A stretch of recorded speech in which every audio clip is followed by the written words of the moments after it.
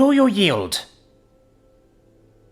She could feel it, the edge of a blade against her throat until it pierced the skin. The way blood ran in rivulets from where it bit into the flesh. Yet it was a void in space to her otherworldly senses, as inert as the stone beneath her feet. She supposed she shouldn't have been too surprised that the craftsman of her foe's caliber could provide his champion with a weapon that countered her own abilities so easily, while still managing to conceal a dangerous surprise within the butt of the shaft. A literal firework, she mused, as she stared out through sightless and bloody eyes. How elegantly crude. Perhaps she might have been more on guard if she'd perceived the weapon as a mystic device, felt the key within it. Such weapons were reasonably rare, but not unheard of, and any decent duelist knew to be on guard for surprises from such a tool. Her own weapon was one such item, capable of channeling lightning ki easily into an opponent's body through their own weapon. A move her foe hadn't even noticed, let alone been weakened by. That should have tipped her off, if nothing else. Yet bereft of such tricks, she'd allowed herself to be lost in the tempo of the fight, allowing steel to speak where more esoteric attacks prove useless. A move that had spelled her doom, as the entire fight had been but a prelude to a singular trick. A masterstroke, she admitted freely, as she felt blood dribble down her cheeks. Simple, but effective. Perhaps a lesser woman might have complained about being beaten in such a way, not by the skill of her opponent, but by the strength of their armament and a little trickery. She was not a lesser woman, for while she was many things, she was not a hypocrite. Her guise might force her to occasionally don the mask to deceive and mislead others, but she did not deceive herself. She was garbed in the finest vestments the Empire could provide. Robes that could become as strong as steel, weapons that were by most accounts unbreakable, jewelry inscribed with enchantments that allowed her to ignore most mundane poisons, or provide limited healing. No, she would not dishonor herself by quibbling about how she lost. Any warrior worthy of the name knew a duel began long before a combatant entered the arena. Do you yield? The woman, no, Lady Anne, asked once more. The blade cut a little deeper, the act little more than a reminder that should she move, her head would be removed with a single twitch. She knew beyond a shadow of a doubt that the question would not come a third time. Or perhaps it already had. It had taken her nearly a minute to regenerate her eardrums after using one of her many healing charms. It seemed her eyes would require more powerful tinctures, though. Despite all that, she was tempted to move away, for it was better to face death than dishonor. I find myself curious, she asked, making sure to remain stock still. Why you bother to ask the question? Why not just be done with it? She heard rather than saw the tigerkin shift minutely. Because I find myself troubled by the question of what becomes of our negotiations if you fall here and now. Have you appointed a successor? One who might act in the event of your death? She hadn't, because she honestly had not expected to lose. Only in retrospect did that seem arrogant. You ask that now?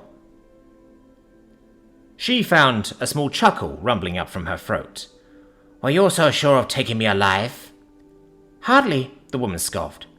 I would have killed you in a moment, had the opportunity presented itself, prior to your incapacitation.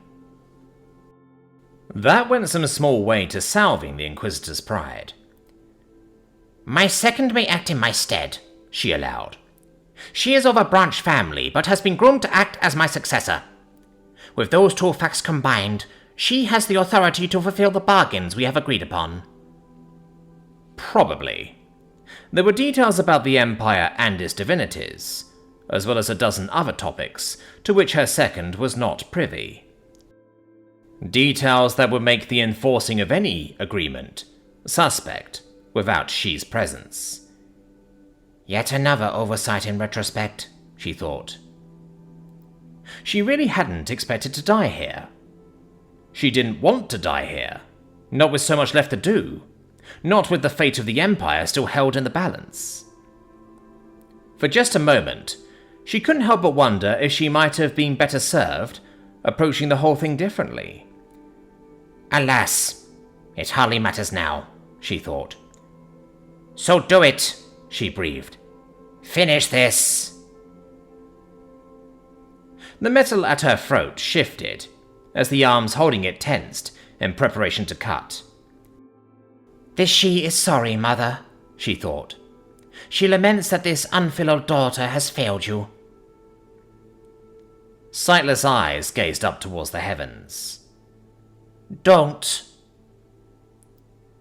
The voice was a single clarion call amidst the stillness, one that came from a familiar throat. Sister, she almost sighed, as the final blow refused to come. Perhaps, in different circumstances, she might have been able to look out into the crowd at her half-sibling. Alas, through their injuries combined, Shi's lack of sight and Huang's lack of ki, the Inquisitor could not accurately place her fellow dragonkin's location. Only two beings stood out to her senses amongst the rebels. The tigerkin in front of her, and the earthy presence of Lady Shui. All others were less than pinpricks amidst the darkness, her sister included. Yet for all that, she was all too aware of Huang's presence, as the former magistrate continued to speak. Perhaps it's selfish of me, but I would not see you dead. Have you truly grown so weak? Perhaps, Huang allowed, as if truly considering the thought. Or perhaps I am simply more free. Free to make choices that once have been unthinkable, which is why I humbly request, Lady Anne, Lord Johansson, let my sister live. She almost scoffed at the tripe her sibling was sprouting. What fool would let a foe of her caliber just... all right. She definitely did not imagine the subtle gasp that seemed to emanate from all around at the divinity's words, because they echoed the noise she herself made. Indeed, the only one who didn't seem to make a noise in the face of this ridiculous proclamation was the woman holding a blade to her throat. She sagged, as if in resignation. A feeling she herself was not entirely unfamiliar with. She was accustomed to dealing with the erratic whims of divinities too, after all. Though I had thought this Jack Johansson to be of a more practical bend, she couldn't help but think, it seems though that at a certain point, the eccentricities of immortality will inevitably win out. She's dangerous, Lady Anne argued, a small hint of petulance in her tone. Aye, Johansson's mirth was audible in his tone. I can't argue that. She's certainly been a pain in my side since she showed up. She resisted the urge to argue that the sentiment was entirely mutual. The man continued, though, ignorant of her thoughts. With that said, I think the next fight shall act as a small demonstration of why it would be unwise to even think about calling the outcome of these duels void, once I've won. She twitched at the slight against her honor, even if she knew she would void this entire arrangement if it benefited the Empire. Is it not a little arrogant to assume your victory at this juncture, Lord Johansson? While this one admits that your two victories thus far have both come as a surprise, one might argue that they were but a prelude to the real conflict to come. A battle between divinities, yatting against this foreigner. And she had little reason to believe that the pecking order of power between man and woman was any less true where divinities were concerned than it was with lower levels of cultivator. A powerful craftsman he might have been, But she could only hope that said lack of focus on more combat-aimed endeavours would ultimately prove his undoing against a peer. The man laughed. I can't argue that. This next one is going to be a doozy. What in the Empress's name is a doozy? Still, the man continued, I'm feeling confident. Confident enough that I want you alive to see it when I win. Though she couldn't sense him in the darkness, the Inquisitor could almost feel his gaze upon her as he said the next words. More importantly, I want you to be the one to stress to your dear old mother why exactly it would be a bad idea to call the outcome of today's little diplomatic incident into question in the future. Because, coming from anyone else, I can't help but feel it might lack impact. He was smiling. She knew it. And I'm all about impact. To Lady Anne, the greatest warrior in all of Tenhuo. It was rather amusing how Anne all but flinched at those words from her right. Sat at the head of the table, they had a view across the entire dining hall. The men and women of the army of Tenhuo were celebrating raucously as they celebrated the day's victory. Empress above, you'll think they still be tired from yesterday's party, the red-faced Catwoman murmured under her breath as the cheers continued. Jack just chuckled. To be fair, that affair was a little more low-key. No offense had been intended to Juan, but the fate of the province was still very much hanging in the balance in the minds of many last night. A thought that had tinged the whole affair with a quiet tension that went some way towards dampening the mood. Well, that and the dead people, Jack thought, as he swirled his rice wine around in his cup. Having people occasionally burst into tears over their dead comrades does tend to put a damper on things. Mortals were no strangers to loss, though, even before they become soldiers. So, while a single night certainly wouldn't have been enough for those people to come to terms with those losses, it was enough for them to place them to the side for a few hours and just enjoy the moment. With this, the independence of the North is guaranteed, a nearby lieutenant shouted raucously, raising his drink into the air, a move imitated by his fellow. This time it was Jack's turn to scoff. Guaranteed? Last I checked, I have to fight a divinity tomorrow. That doesn't sound very guaranteed to me. Sure, that fight was rigged, but no one below him knew that. Only the Tenhuo sect leaders and Jack's inner circle were privy to Yating's change in loyalties. And even then, the quality and quantity of details regarding that fact varied. On that front, I find myself in agreement with the rather excitable young officer master, An chuckled quietly. Even if the situation were not as it is, after all you have achieved, after all I have seen you do, this Guao An struggles to imagine any future in which you're not victorious. Perhaps if Jack were a different man, he might have felt some degree of shame in the way the young woman looked up at him, with total faith behind her fluttering black eyelashes, given that much of her faith was based on a falsehood. Jack was not a different man. Is that so? The sudden question seemed to take the woman off guard. It is. Jack smirked, placing the back of his hand against his brow as he leaned back in his seat. Alas, for some reason, I find myself less confident. Anne stiffened. You want, but... She paused, eyes flitting about the dimly lit dining hall, and the many celebrating soldiers and officers within, as she kept herself from saying more. A wise move. Given the capabilities of the Inquisition, it was entirely possible someone from the Imperial camp was listening even now. Vanishing unlikely, but possible. Still, he put that thought from his mind as he continued. This Yating, she's a powerful warrior. Against her, I can't help but find my confidence shaken. He made sure to keep his words low enough that only Anne could hear them. Now, if only I had some manner of Reward waiting for me at the end of my bout.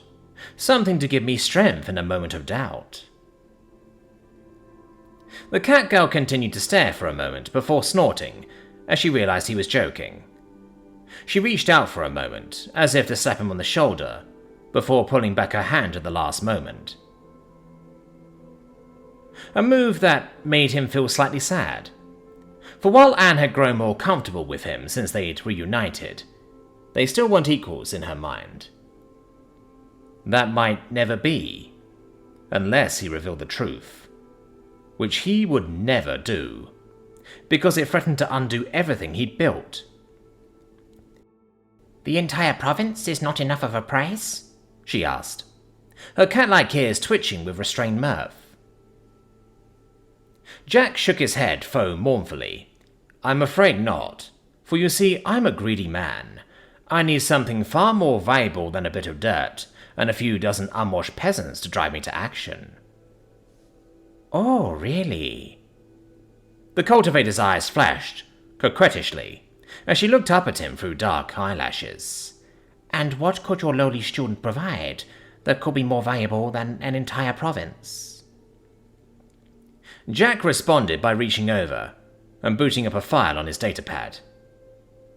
Anne looked over at it with a languid smile on her face before stiffening. Grabbing the device, she shoved it back onto the table as she flushed bright red. Jack said nothing. He simply stared, smiling. The cat girl said nothing. Her ears twitched. I won't insist, he leaned down to whisper.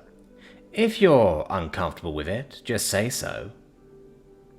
Sure, watching the big bad warrior woman act all flustered and embarrassed did things for him, but anything beyond that would just sour things in his eyes and take all the fun out of it. It was like the difference between a good prank and just being a dick and then claiming it was a prank.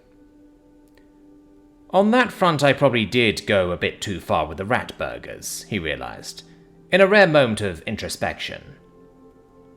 To be fair, he hadn't expected them to react that badly. Meat was meat, after all. It wasn't like he'd fed them a person. Abruptly, though, his focus shifted back to the here and now, as Anne spoke. I didn't say no. He smirked.